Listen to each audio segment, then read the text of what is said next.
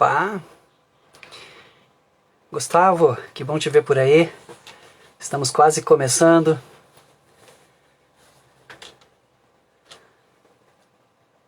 Ana Paim, diretor do Instituto Neuropsi.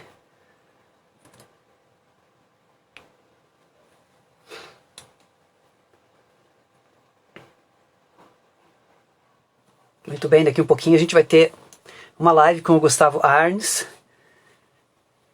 Estamos aguardando um pouquinho o pessoal entrar.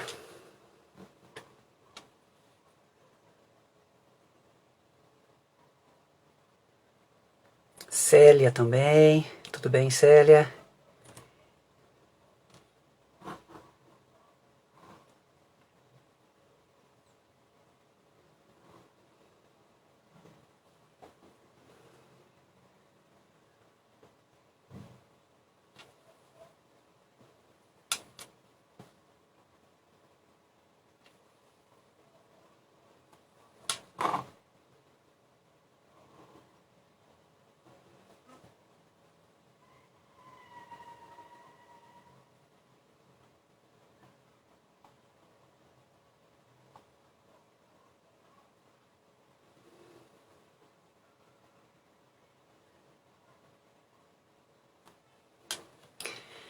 Desegler, Gustavo também já está nos assistindo. Já vamos chamá-lo aí para estar participando com a gente. Muito bom.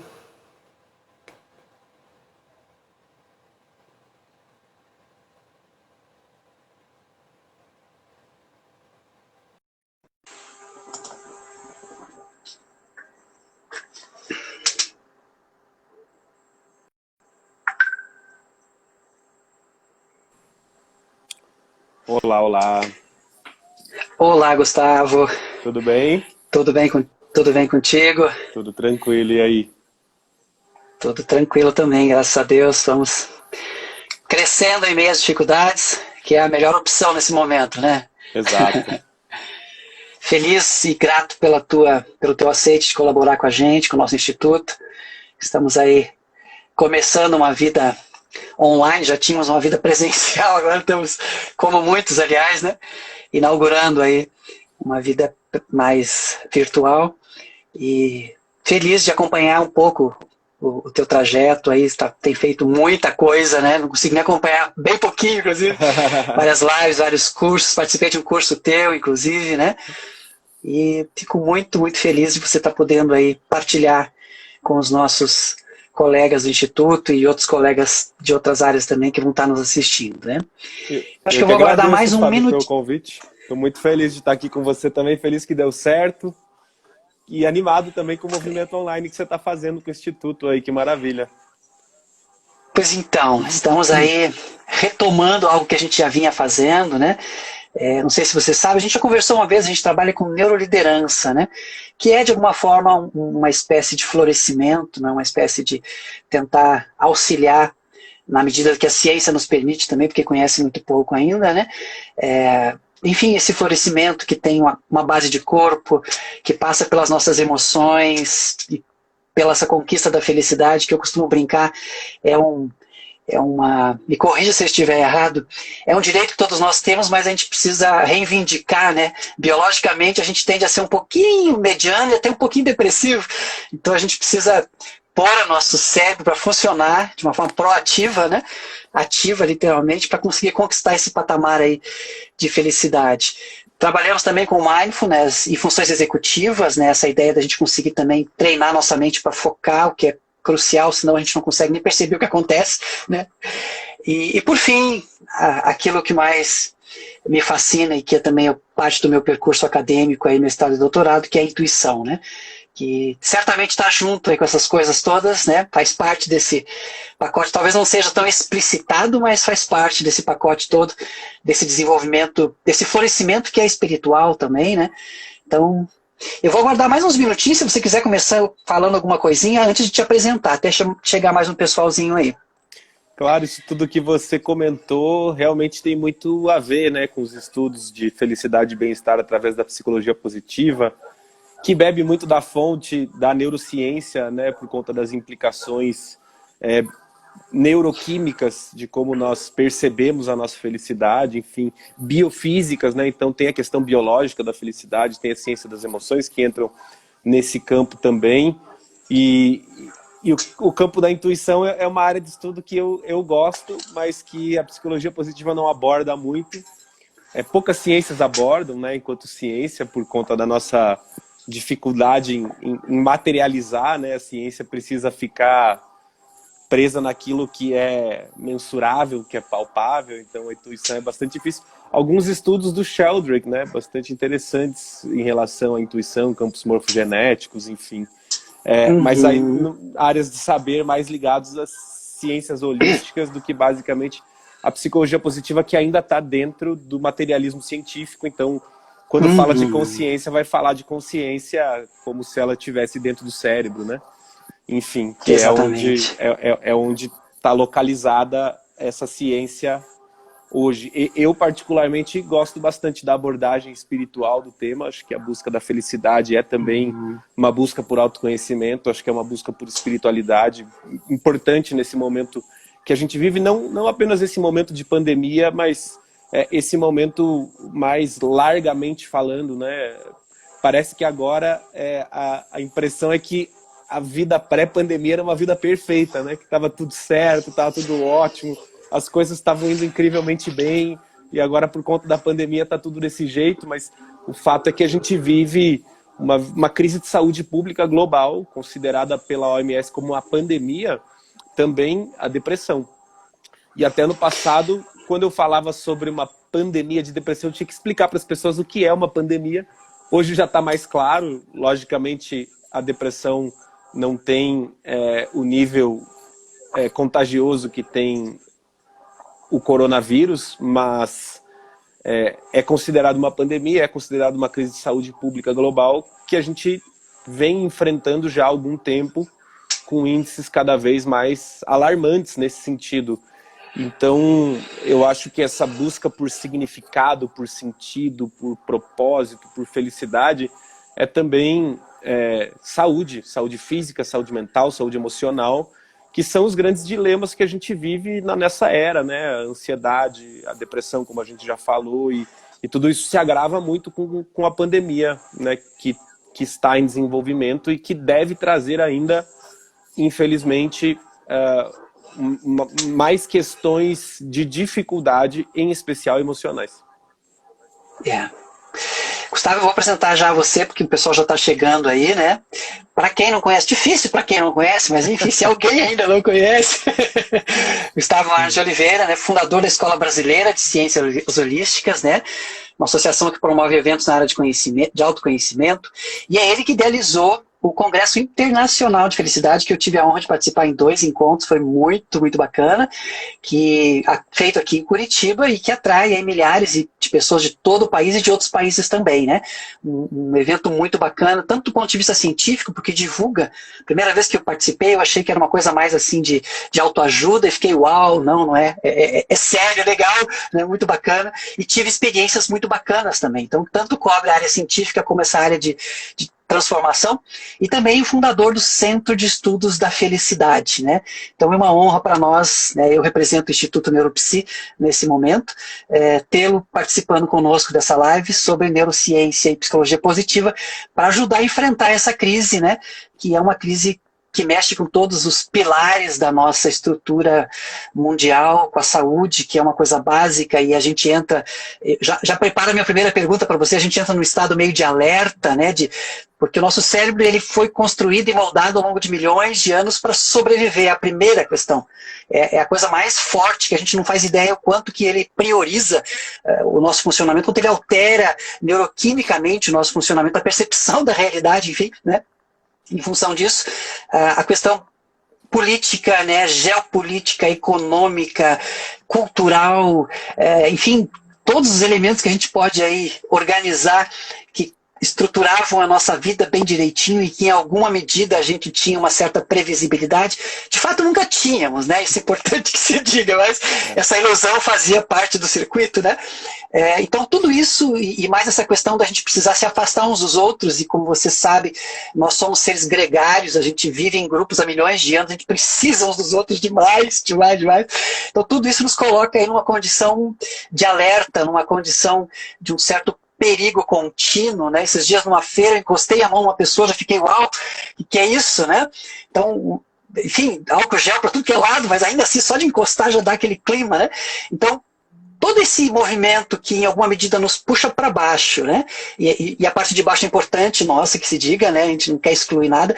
Como que a psicologia positiva, essa é a minha primeira pergunta, pode contribuir para a gente sair desse estado e a partir dele, inclusive, tentar crescer, florescer? E aí eu passo a palavra para quem muito entende da área.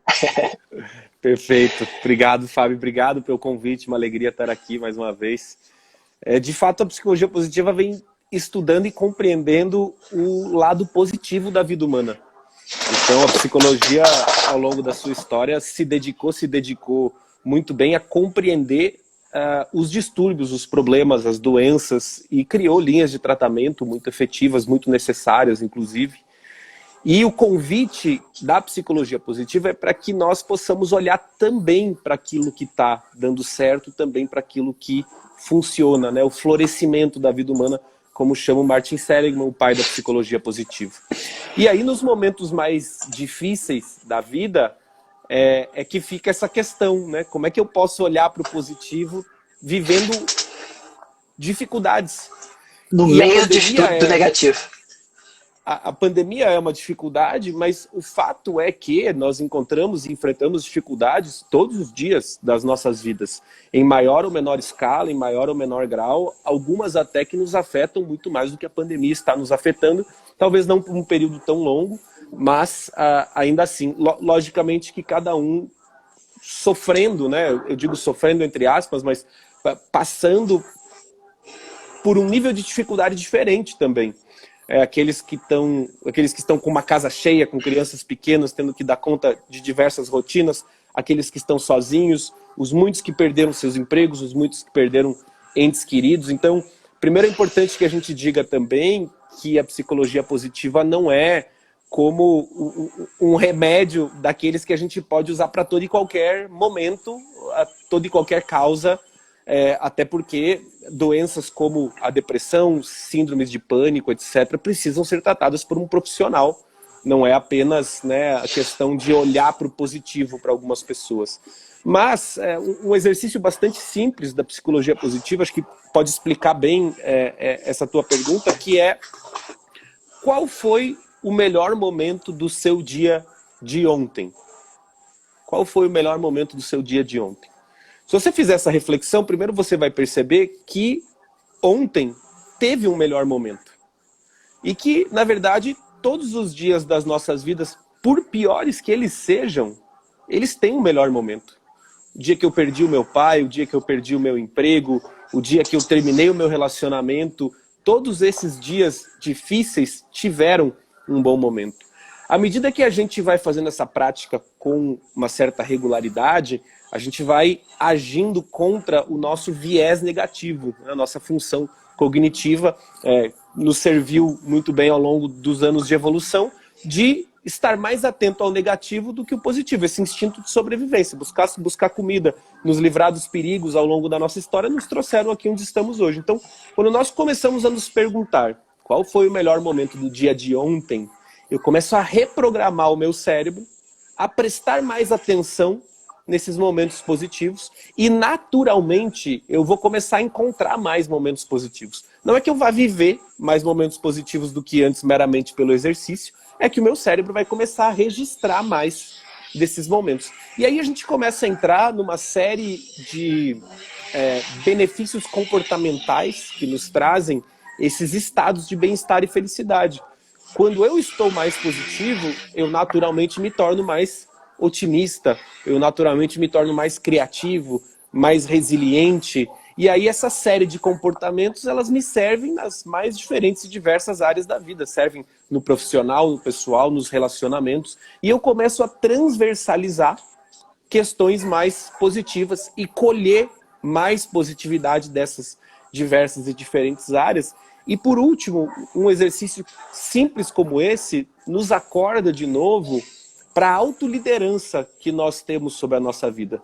À medida que eu coloco algo em prática e começo a perceber os benefícios, eu começo a confiar que é possível construir a vida que eu desejo, uma vida com mais bem-estar e com mais felicidade. Bacana e você falar dessa coisa da autoliderança aí, né? A nossa perspectiva de neuroliderança do Instituto Neuropsi parte do princípio que se eu não consigo, se eu não aprendo a liderar a mim mesmo, como que eu vou fazer isso com os outros? Não, não há como, né? Perfeito. E tem muito a ver também com esse aspecto da gente conquistar uma proatividade. O nosso estado mais normal é um estado reativo, né? A gente reage aos estímulos externos como se eles fossem determinantes do que acontece dentro da gente. E naturalmente que não é assim que o nosso cérebro funciona. O que a gente percebe fora, de fato, não está fora, o que é curioso, né? Eu começo sempre os cursos brincando com isso. O que você enxerga, né? O que você enxerga fora, você não enxerga nada fora. Você enxerga aqui atrás, no córtex occipital, uma imagem que é construída inteirinha por mais da metade do córtex, e não apenas a imagem e os sentidos que são sincronizados, mas o significado desses sentidos. Óbvio que a gente traz aí uma herança filogenética que nos diz que alguns estímulos são perigosos, são, né? Por outro lado, como o cérebro é plástico, a gente pode aí agir, que é o que você falava, né? Psicologia positiva vem nessa direção, né?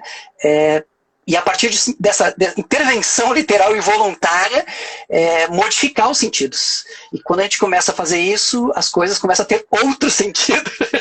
E aí acontece isso, né, que a gente consegue explorar.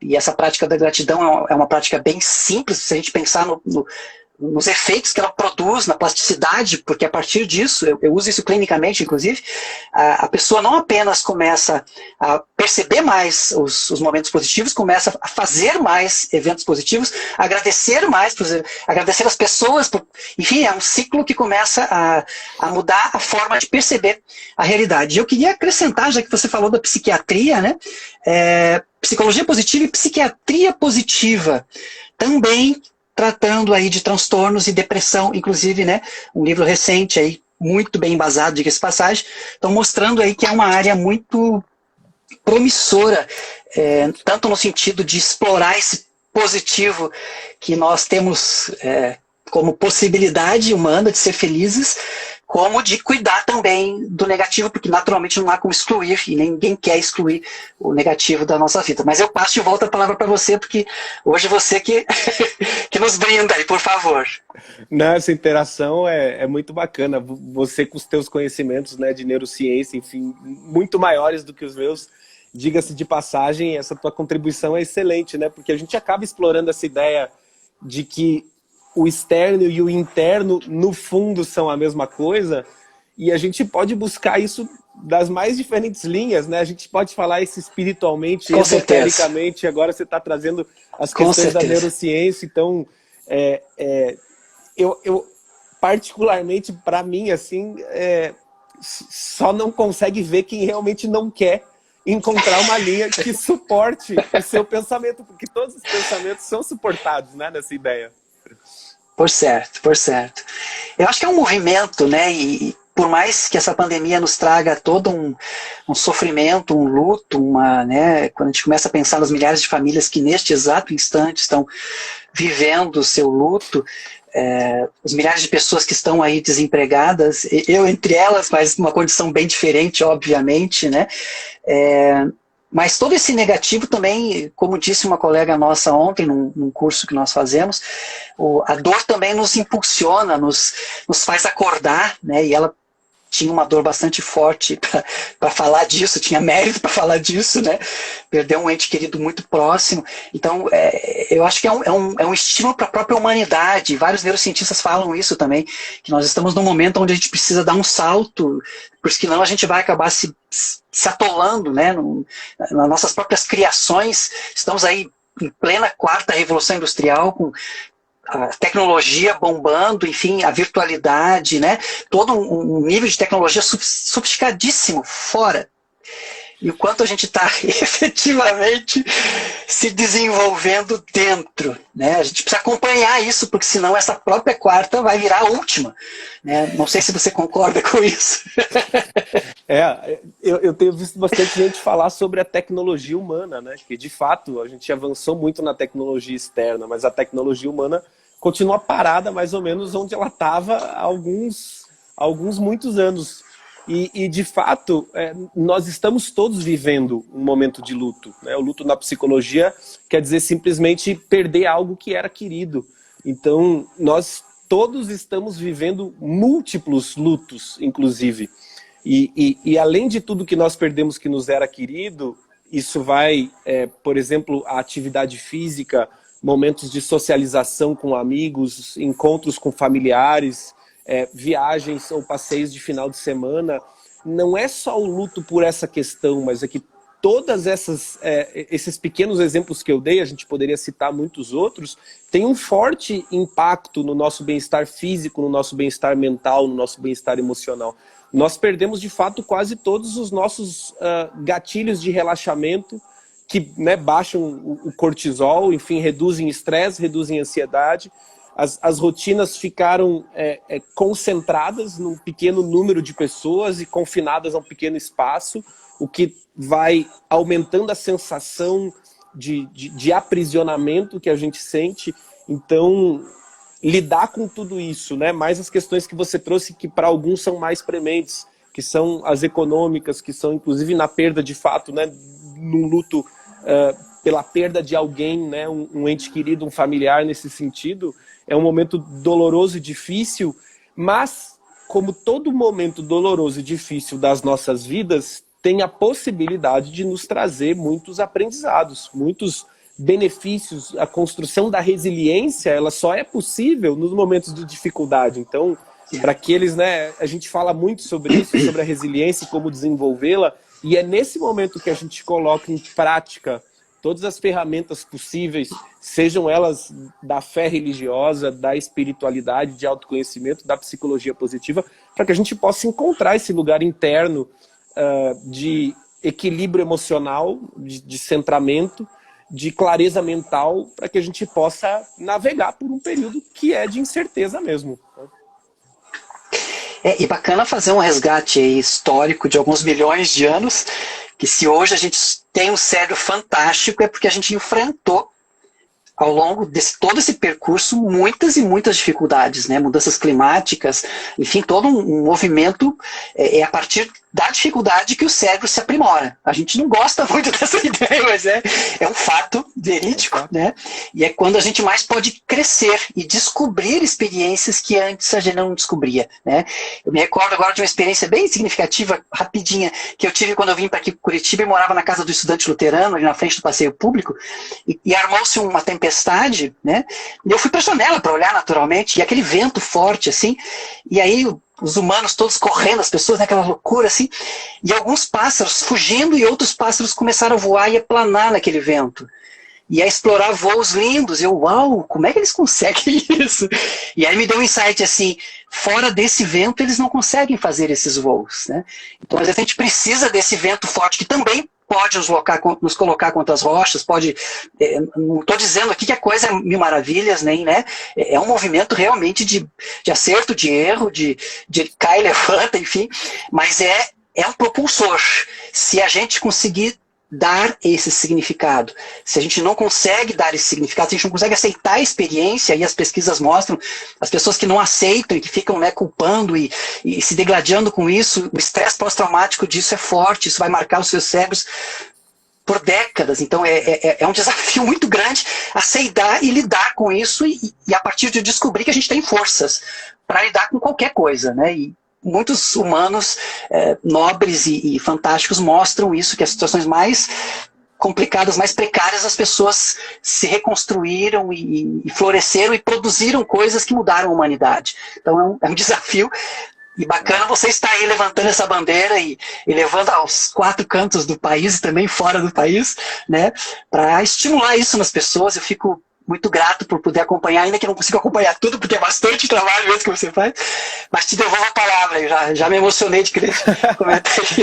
Mas você tocou num ponto importante, né? Que, primeiro, quando a gente muda a lupa pela qual a gente está olhando a realidade, a gente vai ganhando novas possibilidades de contar essa história, né? Se eu ficar olhando para o meu umbigo e para tudo que eu perdi durante a pandemia, eu vou me contar uma história muito triste. Se a gente olha isso num contexto macro histórico, através da evolução da humanidade ao longo dos milhares de anos, realmente a nossa formação de cérebro vem a partir das dificuldades que a gente encontra. Num período de tempo até um pouco menor, outras pandemias históricas, guerras mundiais, trouxeram para a humanidade possibilidades de crescimento muito grandes. A ONU, a OMS, organismos supranacionais, enfim, são todos frutos desses momentos num período até menor. Se a gente olhar a crise imobiliária, por exemplo, dos Estados Unidos, que levou a uma crise econômica em 2008, foi o surgimento de um grande número de aplicativos, né? Uber, se não me engano, Spotify, Airbnb, todos eles surgiram mais ou menos nessa onda. A gente está vendo já, né, a proliferação das possibilidades de comunicação à distância acontecendo tecnologicamente em larga escala. Então, é claro que essas dificuldades nos forçam a criatividade. O ser humano é mais criativo quando enfrenta uma dificuldade. Isso não é querer dourar a pílula, né? Não quer dizer que vai ser um período simples ou fácil. Muito pelo contrário, inclusive, ele deve piorar muito ainda antes de haver uma melhora, mas eu quando troco a lupa e olho por outro ângulo, eu tenho uma nova possibilidade de contar essa história. Que, como você disse, o trauma é gerado quando eu não encontro significado, quando eu não consigo contar uma história. Eu vivo algo que eu não sei por que aquilo aconteceu comigo e não acho um significado para, aquilo se torna um trauma. A nossa história, né, cognitivamente como seres humanos, é assim que nós agimos. Nós contamos histórias sobre os outros, contamos histórias sobre a realidade, sobre nós mesmos, e é no fundo dessa forma que nós experienciamos também a vida. Então a história que eu vou me contar acerca desse período de pandemia é que vai dizer o que foi esse período que eu vivi. Então, primeiro traz um cuidado, né, que eu preciso ter acerca de como eu estou contando essa história e que história eu estou contando, em especial para quem tem filhos pequenos, porque também estão com as rotinas completamente abaladas e eles vão colhendo muito do que eles vão sentindo, ouvindo e vendo no ambiente. Então, se ele vê os pais muito estressados, se ele vê os pais o tempo todo reclamando, se eles sentem e percebem que os pais estão atravessando dificuldades emocionais, as crianças vão absorvendo isso e vão contando para si mesmas uma história Suas muito próprias difícil histórias desse momento, porque eles não têm o aparato emocional maduro para lidar com. Então, essa conversa, para quem tem filhos, para quem tem contato com crianças, essa conversa, né, de como você está se sentindo, como é que tem sido esse momento de pandemia e o que você consegue perceber de positivo nesse momento. Eu tenho basicamente feito para minha filha essas 3 perguntas diariamente e todos os dias ela consegue encontrar momentos positivos. Ela está feliz que o papai e a mamãe estão mais em casa, ela está feliz que a gente faz as refeições todas juntos. É óbvio que ela percebe o quanto ela está perdendo. O quanto ela está perdendo, ela sabe, e sabe bem. E é por isso que a gente precisa treinar o lado positivo, porque biologicamente e naturalmente o negativo ele está muito próximo, né? Ele está muito presente, ele está muito palpável.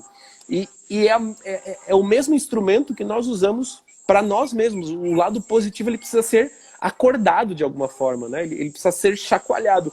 E uma dessas possibilidades é a gente alargar essa lupa de olhar, né? No começo da pandemia, aqui em Curitiba, quando as coisas ainda estavam tranquilas, e a gente nem sabia que elas estavam tranquilas, agora que a gente está vendo o que são as coisas mais complexas aqui. Mas, de fato, metade de março estava faltando água, a gente estava correndo um risco de faltar comida em alguns lugares. Então, o simples fato, né, de você saber que você vai acordar amanhã, vai ter água na sua torneira e que você tem comida pelas próximas 2 semanas, já é motivo suficiente para você começar a enxergar possibilidades positivas e até, como a ciência das emoções nos ensina, utilizar-se dessas emoções que de alguma forma a gente enquadra como negativas, porque no fundo as emoções são todas neutras, mas usá-las a nosso favor, utilizá-las como um combustível de fato. Então, recentemente estava com uma entrevistadora, uma jornalista da Folha de São Paulo, perguntando justamente isso, Gustavo, você que fala tanto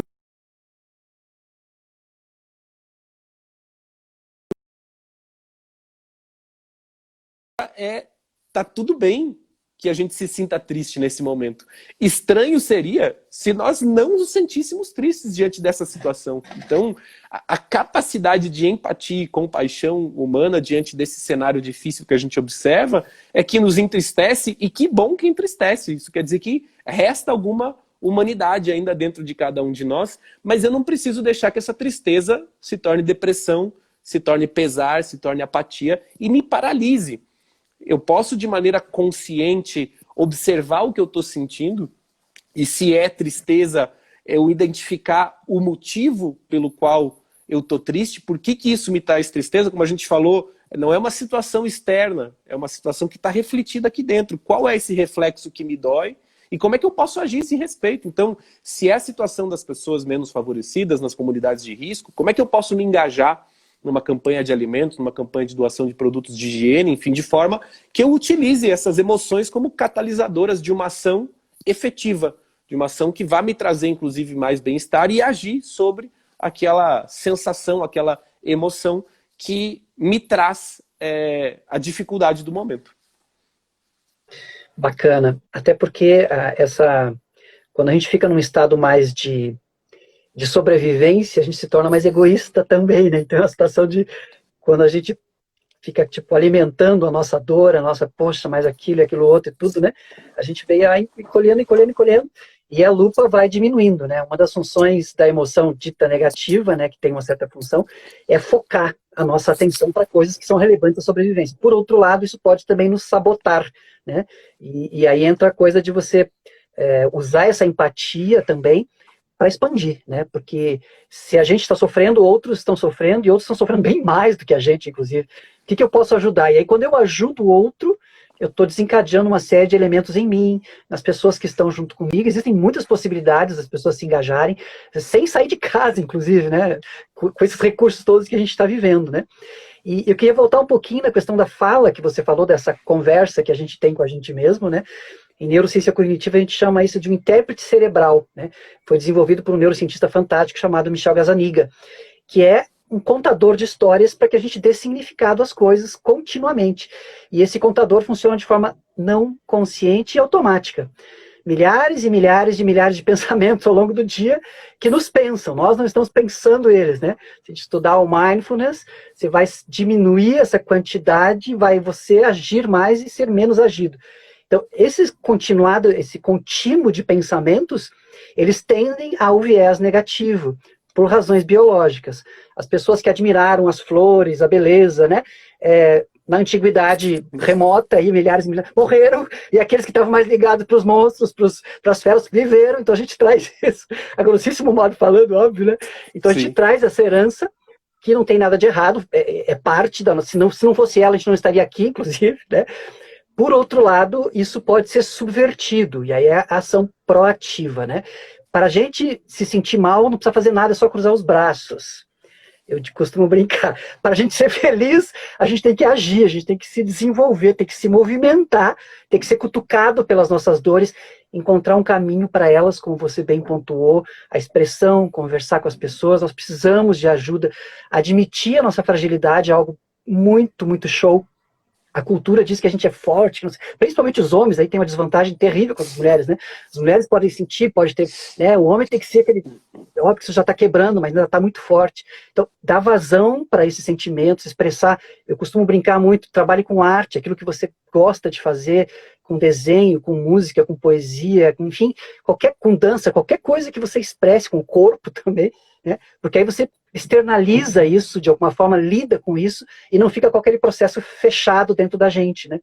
E a partir disso, essa conversa começa a modificar, porque essa conversa tem muito a ver com o próprio processo emocional, que também é não consciente. Então, para a gente ser feliz e crescer, há um chamado para nos tornarmos mais conscientes. Acho que é um desafio que todos temos, não sei se você concorda com isso. Com certeza. Para mim, o desafio é sempre desenvolver consciência. Eu acho que quando nós estamos falando de felicidade, nós estamos falando também de um novo nível de consciência. Porque de certa forma, como você disse, eu falo também, a felicidade lá dá trabalho, né? Ser feliz dá trabalho. Eu digo, eu só não vou escrever um livro com esse título porque ele não vai vender, ninguém quer saber de trabalhar muito para ser feliz. A gente fica esperando que a felicidade aconteça com certa naturalidade, assim como a gente fica esperando que os relacionamentos se deem com facilidade, quando não é dessa forma, né? Se a gente não colocar foco e energia, nada daquilo que a gente quer acontece. Então, para aqueles que querem se desenvolver profissionalmente, você precisa se dedicar durante tempo, colocar esforço, colocar paciência, colocar energia. Se a gente quiser ter bons relacionamentos, é esse mesmo pensamento que a gente tem que ter. Se a gente quiser construir mais felicidade e bem-estar, o caminho é exatamente o mesmo. E no fundo, são aspectos que estão completamente interligados com a ideia de um desenvolvimento de consciência, porque eu preciso encontrar dentro de mim algumas possibilidades de ferramentas para ação. Então, eu não vou buscar resiliência em algum lugar, eu não vou buscar criatividade em algum outro lugar, a não ser desenvolvê-las de maneira interna. São comportamentos inerentes ao ser humano, mas que precisam ser praticados, como você falou. Qualquer aptidão artística desenvolvida vai me ajudar a ser mais criativo no trabalho.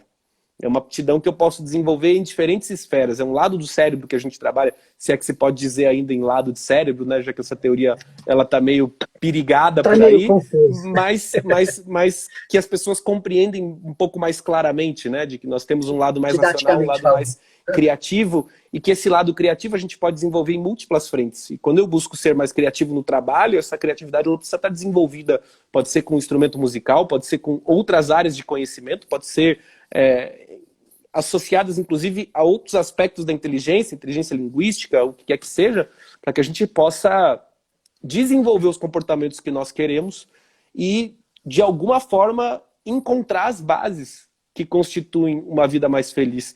Eu brinco sempre que a psicologia positiva ela não poderia ser mais ocidental, porque a gente está pensando aqui em ser feliz e querendo fazer mais coisas, né? Então, né, vai mais um checklist lá do que a gente precisa fazer agora para ser feliz, quer dizer, que acaba às vezes deixando as pessoas mais ansiosas e estressadas, né?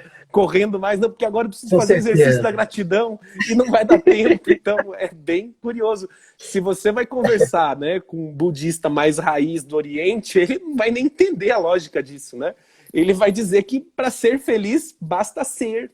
Mas você traz isso para o lado do Ocidente, ele não entra na nossa cabeça. Como assim, para ser feliz basta ser? Ser o quê? Ser como? Né? Nossa mente já começa a trabalhar em mil hipóteses do ser. Então... Já transforma aquilo numa hipótese de pesquisa. Exatamente. Tenta operacionalizar a variável. Exato. E eu, particularmente, assim, no fundo, eu não vejo essas linhas como antagônicas, porque eu vejo que todo o trabalho que a psicologia positiva nos coloca a fazer é para, de alguma forma, cuidar do terreno, né? A gente adubar, regar, trazer luz, trazer o nosso estado de presença para todas as sementes que a gente queira possam genuinamente brotar, sendo a felicidade como uma delas. O próprio professor Tal Ben-Shahar fala sobre isso. A felicidade ela não pode ser buscada diretamente. A gente vai buscar a felicidade através dos elementos que a compõem. Quais são os elementos que compõem a felicidade para mim, que são importantes? A ciência sabe que o bem-estar físico, relacional, emocional são interessantes. Para alguns a espiritualidade é mais latente, para alguns a questão profissional é mais latente. Então, a gente precisa encaixar esses tijolinhos na parede para que a gente construa as bases do que é a nossa felicidade. Que apesar da ciência trazer muitas explicações e de fato, como espécie, cognitivamente a gente funciona de uma determinada forma, como nós vamos encontrar esse estado é diferente para cada um de nós. Não é porque, e eu gosto do exemplo do Mathieu Ricard, né, que foi considerado o homem mais feliz do mundo, simplesmente porque ele fechava os olhos, entrava em meditação e a máquina que mensurava a atividade no neocórtex ia para as alturas, porque ele conseguia chegar nesse estado simplesmente meditando. Agora, com certeza, ele é uma pessoa que tem facilidade para isso e que praticou a vida inteira para isso. Não adianta pedir para um adulto ocidental começar a fazer isso agora, que isso vai ser uma completa e total tortura. Então, funcionamos dessa forma, mas não funcionamos todos iguais. É isso que eu quero dizer. Bacana. É uma questão da pessoa poder ter esse arcabouço que a ciência oferece. Eu acho que é bacana, porque da mesma forma que os budistas têm um arcabouço aí multimilenar que foi encontrado a partir também de trabalho árduo de outros cientistas não convencionais ocidentais, né, para também ofertar um caminho, né? Mas a ciência também, eu acho que é importante a gente falar disso, ela está muito aquém de compreender o que somos nós, né? Muito. Posso falar um pouquinho pela neurociência. Também entrevistei outros colegas, outros professores, aliás, colegas não, da Universidade de São Paulo, onde fiz meu mestrado e doutorado, perguntava assim, olha, de 0 a 10, o quanto que a sua ciência, em diferentes áreas, compreende, né, a realidade. Eu não tive nenhuma nota acima de 1, nenhuma nota. Tive algumas notas estranhas, tipo -4, tipo, por aí vai, mas enfim, nenhuma coisa assim, 5, não, nada, sempre entre, né, ou seja, a gente compreende muito pouco, então, mais o que a gente compreende também está aí à nossa disposição e a gente tem que explorar, né, com senso crítico, acho que é importante isso, e sem essa neurose de querer suprir o que os outros acham que é ser feliz, né. Acho que o bem-estar é uma coisa de uma busca interna, mas que neste momento está sendo cutucado, eu diria assim, né? Porque a gente já não consegue mais ficar no meio do caminho. A normalidade ela foi quebrada, ela foi espatifada em vários caquinhos, então não tem mais aquilo que você, não, eu sou normal agora, ou você está crescendo ou você está descendo, é um troço meio, né? Tô especulando alto do chão, né? E voltando para as relações que você comentou um pouquinho, eu diria que elas são o nosso principal instrumento de incômodo e de crescimento, né? Porque da mesma forma que a realidade que a gente está vendo agora, se você está assistindo ao vivo ou depois, né, de um outro canal, né, não está aí fora, está aqui dentro, né, as realidades relacionais também não estão nas outras pessoas, né. Se você me distratar nesse momento agora, como que eu vou sentir isso depende de mim, não depende do teu distrato, né. Como que eu vou lidar com isso, se eu vou ser reativo ou se eu vou, sei lá, ficar triste, depende da minha história. Então, se você me incomoda, um exemplo simples, provavelmente não é você, né? Sou eu. E às vezes, e muito frequentemente, a gente tem coisas muito parecidas e que, né, eu sou muito inseguro e por conta disso arrogante, não gosto de você, né? Você é muito arrogante. Tipo assim, a gente, ingenuamente, eu gosto desse processo do ingênuo e do inocente, porque a gente não percebe mesmo, a gente é inconsciente, a gente joga para fora. Então, esse crescimento implica também trazer esses julgamentos, né, de volta. Nós julgamos o tempo todo porque precisamos nos adaptar, é um processo natural, mas muito disso é ilusão, nós construímos a partir do julgamento, né? Então, se eu me incomodo com a minha esposa, se eu me incomodo com os meus filhos, o que isso tem a ver comigo? Eu acho que essa é uma pergunta importante. O que eu preciso crescer com isso? O que eu não consigo enxergar em mim a partir desta experiência? E o quanto eu posso crescer e melhorar nisso, né? E a gente usa muitos recursos para se enganar, para achar que a gente está certinho e os outros tudo errado. Então, começar a sair desse nível mais de infantil. E somos, a princípio, todos crianças. Não sei se você concorda comigo nesse sentido. Com certeza, né? Nossa educação emocional é zero, né? A gente passou, não sei, 9, 10, 11 anos estudando matemática, estudando língua portuguesa, estudando até um pouquinho de arte, um pouquinho de educação física, mas nada de emoções. Então, nós somos todos analfabetos emocionais. Nós estamos aí navegando pela nossa... As emoções são a forma como nós percebemos o mundo. Então, nós estamos percebendo o mundo às cegas, porque nós desconhecemos os instrumentos que a gente tem na nossa mão. E aí é interessante que várias linhas espirituais vão dizer que os relacionamentos são a principal porta de autoconhecimento e de desenvolvimento que nós temos. Hoje a psicologia positiva afirma que se tivesse que escolher um fator para a nossa felicidade, o mais importante seriam exatamente os relacionamentos. Mas ninguém nos diz o que são, como construir, como nós podemos viver relacionamentos mais saudáveis. E aí, essa percepção que você trouxe, ela particularmente para mim, ela já é uma camada bastante profunda. Eu perceber que não é o outro que me incomoda, sou eu que estou incomodado, então que não é o outro, e ainda assim, né, dentro dessa percepção racional, outra completamente diferente é experimentar isso verdadeiramente quando o outro está me incomodando muito. Quando o outro está Continuamente, inclusive. realmente me irritando, eu lembrar que não é ele que está me irritando, sou eu que simplesmente estou irritado. Mas é muito simples, né? Eu acho que para mim é muito simples.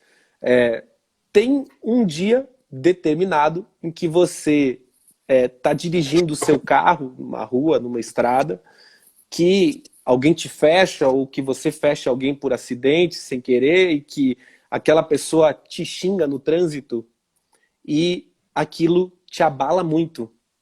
Algumas pessoas se abalam mais com o trânsito, outras menos, mas possivelmente todos nós, em algum momento, já nos abalamos com uma situação dessa no trânsito. Enquanto, em outros momentos, numa situação exatamente igual, a gente não se abala. Aquilo, eu às vezes até compreendo, puxa, esse cara deve estar com pressa, né? Ou, pô, deve estar atrasado. Quer dizer, você consegue colocar um olhar completamente consciente sobre a situação em que você não se abala com o gatilho que o outro puxou. Com os cônjuges, né, maridos, esposos, companheiros, companheiras, filhos, pais, irmãos, essas relações são ainda mais desafiantes, porque elas vêm com uma carga muito grande de expectativas, de quem eu gostaria que meu filho e minha filha fosse, de quem eu esperaria que meu pai ou minha mãe, né, me dessem ou fossem para mim, os irmãos que são um espelho super direto de quem nós somos, o cônjuge, e aí a gente está dentro dessa armadilha, né, que cria expectativas sobre o outro que impedem completamente o outro de ser quem ele é e nós o apreciarmos por isso, porque eu estou sempre esperando que o outro seja ou faça alguma coisa da forma como eu gostaria que fosse ou que seja, e que quando não é, aquilo me decepciona, me abala, me irrita, me torna impaciente. Então, particularmente, eu penso que quando a gente fala, né, de amor, de compaixão, de cumplicidade e outros muitos adjetivos que a gente podia trazer, né, para os sentimentos e as emoções que surgem dentro de um relacionamento, a gente precisa partir de um pressuposto vazio. Eu preciso me livrar dessa expectativa que eu tenho do outro, qualquer que seja, e esse é um lugar que começa dentro de mim. Eu preciso encontrar internamente esse espaço vazio, livre de expectativas, para começar a aceitar o outro dentro de mim e começar a abrir a porta para um diálogo, que é o primeiro ponto quando a gente fala de um bom relacionamento. É a nossa capacidade de estabelecer um diálogo, minimamente, às vezes, mas um diálogo também que possibilita acolher o outro emocionalmente por quem ele é. Porque, de novo, no diálogo eu começo a colocar as minhas expectativas, inclusive sobre aquilo que eu acho que ele ou ela deveria estar pensando. E no cônjuge, isso é especialmente difícil, porque ele acaba, num diálogo, aglomerando múltiplas funções. Então, por exemplo, você tem amigos com quem você discute futebol, você tem amigos com quem você discute política, você tem colegas de trabalho com quem você discute questões profissionais. Pela convivência e pela atual convivência extrema que nós estamos tendo com as mesmas pessoas, essas mesmas pessoas acabam recebendo toda essa carga. E aí a gente acha que pode levar os mais diferentes assuntos para o debate com uma mesma pessoa, sendo que a gente tem grupos para isso. E aí a gente vai entrando em muitas nuances, né, da questão do meu ponto de vista como o correto e a nossa dificuldade em se abrir para aceitar outros pontos de vista. Enfim, o ponto dos relacionamentos, ele precisa ir entrando em muitas caixinhas, né, que aqui não daria tempo, mas esse ponto em especial da perspectiva, eu acho que vale a pena a gente falar um pouco, em especial pelo momento que a gente vive, né, de extrema dualidade, em que as nuances todas se perderam. Então as pessoas estão dentro de caixas, né, e presas no ou é de direita ou é de esquerda. Ela nunca pode ser ela nunca pode ser cinza, verde ou azul, ela vai ser sempre ou preto ou branca, e esse ou dificulta muito a aproximação, porque nós não somos ou, nós somos e. Nós somos muitas coisas ao mesmo tempo e vistas de múltiplos olhares por muitas pessoas, isso vai criando todo um colorido que é bastante especial, mas que quando eu penso que o meu posicionamento é o correto, eu estou falando de um ponto de vista de orgulho, em que o meu ponto de vista é melhor que o seu. E quando isso me desperta a raiva, a gente vai tendo esses aspectos que vão começando a se... esses aspectos mais baixos, né, da nossa personalidade, e mais baixos não é um juízo de julgamento, são aspectos importantes de quem nós somos, mas quando eles se relacionam e tomam conta das nossas atitudes, a gente vê a realidade que a gente encontra, que, voltando um pouco para o começo da nossa conversa, no fundo, é o nível de consciência que nós nos encontramos. Bacana perceber um pouquinho essa relação entre consciente e não consciente, né? Que a gente se percebe muito consciente, que de fato nós não somos, né? Somos minimamente conscientes para poder... o grande funcionamento não consciente nos ajuda a funcionar conscientemente, né? Então, muitas vezes o que a gente mostra para a gente mesmo não é exatamente o que a gente é, né?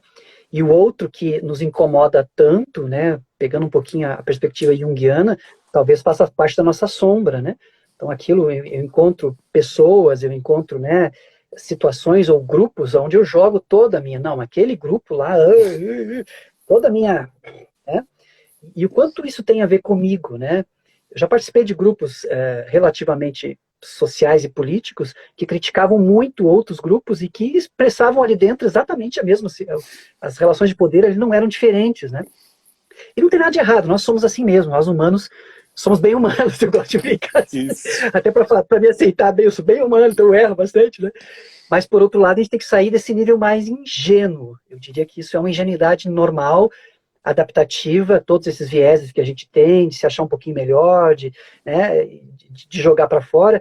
Por outro lado, a gente tem que quebrar isso porque nós não somos puros. Nós somos misturados, né? Nós somos uma confusão de coisas dentro de nós. E a aceitação do outro implica em a gente se aceitar, né? Se a pessoa está fazendo alguma coisa difícil ali, e talvez seja difícil mesmo, mas e o que eu faço, né? Quando o cara me fecha, eu tenho direito, porque ele me fechou, né? Mas e eu não fecho? Eu não faço isso também, né? E aí quando eu faço, eu não lembro, eu não percebo, passa batido, assim, né? É aquela loucura, né? Então a gente mente pra gente, né? O que também é um mecanismo super natural, super adaptativo, mas volto a dizer, a gente está num momento que a gente está sendo solicitado, eu percebo assim, a deixar de ser mais ingênuo, a deixar de ser mais infantil em relação a gente mesmo e crescer, porque se a gente ficar só nesse nível de ilusão, vai ser e está sendo para muitas pessoas muito difícil. Quando a gente joga tudo para fora, quando a gente, né, se choca sem perceber. Cada conflito o conflito não é feito por uma pessoa, o conflito é feito por duas, no mínimo duas pessoas. Então, que parte eu faço nesse conflito? Como que eu colaboro com isso? E se eu deixar de fazer a minha parte, o conflito continua? Às vezes eu brinco com a coisa do ping-pong, né? O conflito é que nem um ping-pong, assim que ele vai, né? O que acontece quando uma pessoa pega a bola? Né? A outra fica com a raquete no ar, não tem graça. Agora, eu consigo pegar a minha bola, o meu movimento de reação, né?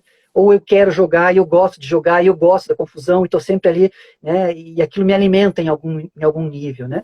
Agora, esse alimento já faz mais mal do que bem, porque a gente está vivendo um momento onde a gente precisa crescer para florescer, ou a gente vai, infelizmente, traumatizar, como mostram os estudos. Eu não sei se você concorda com isso. Concordo muito. A questão do trauma ser gerado por essa dificuldade de encontrar o sentido e o significado daquilo que a gente está vivendo. E eu gosto muito de pensar nessa ideia de que, de fato, nós estamos diante de um trampolim, que nós podemos aproveitar a partir das nossas escolhas individuais, e a gente está tendo e ainda vai ter muitas escolhas individuais importantes a fazer, e as nossas escolhas coletivas, que no fundo são a somatória dessas escolhas individuais. Então, aqui em Curitiba, o fato da gente estar vivendo nesse momento que a gente está vivendo, logicamente, de novo, não é nenhum juízo de julgamento, é simplesmente as coisas como elas são, mas o fato é que a gente não manteve a responsabilidade em nos cuidarmos no momento em que as coisas começaram a abrir, e logo a gente está na situação que a gente chegou. Isso é a somatória bem simples, né, e palpável das escolhas individuais que juntos se tornam coletivas. E como a gente vai lidar com as demais crises que virão, e elas certamente virão, emocionais, mentais, econômicas, financeiras, etc., vão ditar quem nós somos daqui a 10 anos.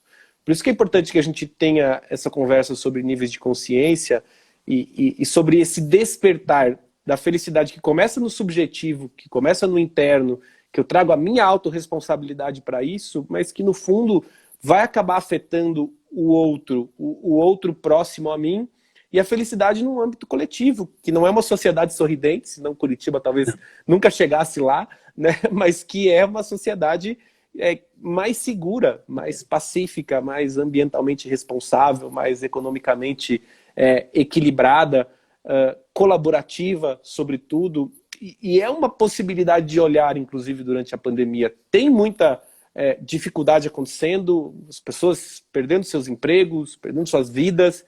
Por outro lado, você vê também muitas pessoas se ajudando, pessoas organizadas em auxiliar os outros. Aqui no meu prédio, em muitos momentos, foram diversas mobilizações dos vizinhos indo fazer compras para os outros.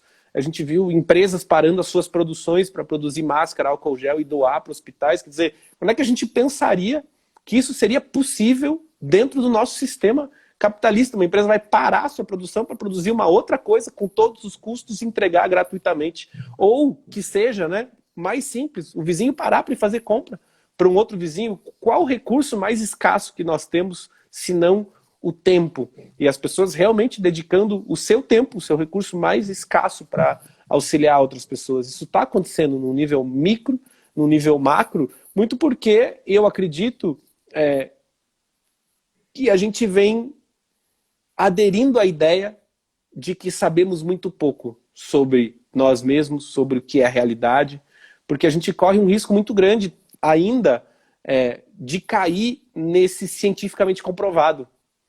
O que é o cientificamente comprovado? Qual o instrumento que diz que algo é cientificamente comprovado? Mas o simples fato de eu dizer que cientificamente comprovado, isso já me traz um relaxamento mental, né? Como se fosse uma tarja, né? Então tá tudo certo com esse aqui, é cientificamente comprovado, não faço a menor ideia do que isso queira dizer, mas eu começo a aceitar. Sendo que a ciência séria vem dizendo isso. A gente sabe, a psicologia positiva diz isso claramente, né? A gente sabe muito pouco sobre a felicidade. A psicologia positiva é uma ciência dos anos 2000, tem menos de 20 anos de história. O conceito de neuroplasticidade tem 22, 23 anos. Quer dizer, faz apenas 22 ou 23 anos que nós, como humanidade, acreditamos basicamente que um adulto pode aprender algo novo. Antes disso a gente achava basicamente que isso não era possível.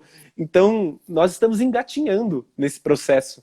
E estamos engatinhando o que precisa ser colocado, né? Mesmo aqui no Brasil, o sistema educacional também está caminhando para acolher o que hoje se chamam, né, aqui as aptidões socioemocionais, fazem parte hoje das diretrizes e bases curriculares do MEC. A palavra autoconhecimento está lá. Então a gente espera que essa próxima geração que está começando a entrar na escola agora receba componentes educacionais diferentes dos nossos.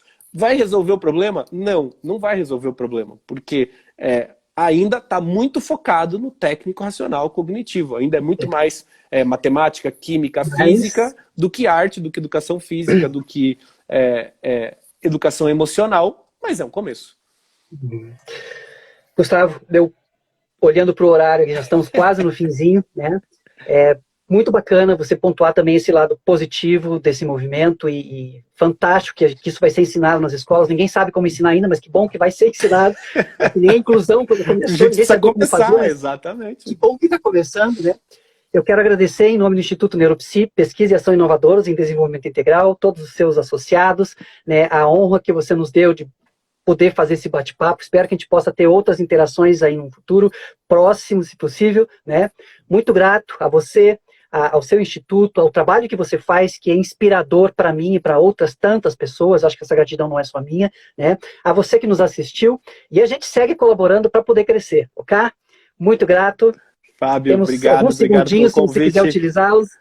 Dar um abraço pro pessoal, agradecer pelo convite. Sou grande fã do trabalho de vocês também, da ciência séria que você faz quando fala de neurociência, quando fala de intuição. É isso que a gente precisa. A gente precisa colocar na rua, tentar, errar e seguir o caminho.